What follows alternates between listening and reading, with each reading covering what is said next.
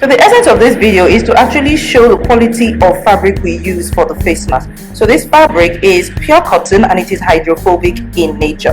You can see that it actually sits on top of the fabric without sinking into the fabric. And I'm going to do a 1-minute video to show you that throughout the duration of this video, the liquid will sit on the fabric, which makes it perfect for face masks because it gives a high filtration level.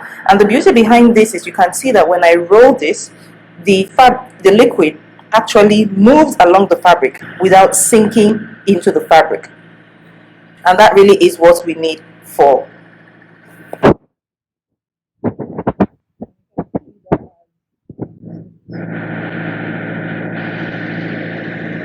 so you can also see it as well. Once I keep moving the fabric,